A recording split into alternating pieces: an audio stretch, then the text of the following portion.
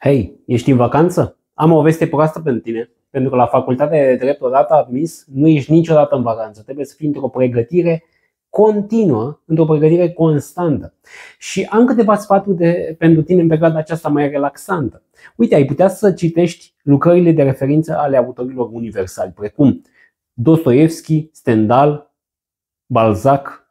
Sunt opere care te ajută să intri în profunzimea lucrurilor, pentru că dreptul reglementează aspectele sociale până în profunzimea lucrurilor, iar conflictul social este reglementat și chiar soluționat înainte să apară.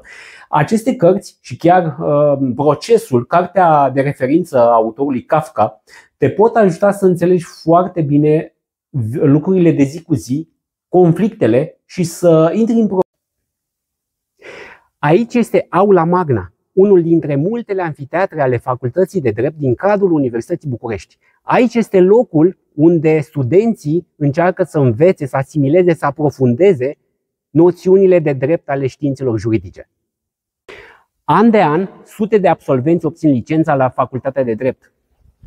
De aceea, nu este suficient să înveți, să participi la dezbateri, la ateliere, la seminare. Nu este suficient să memorezi atâtea pagini, atâtea cărți. Trebuie să faci mai mult de atât decât competitorii tăi, pentru că din prima zi totul este o competiție. De aceea, dacă vei urmări materialele mele, vei învăța ce ai de făcut pe parcursul celor 4 ani de facultate. Succes!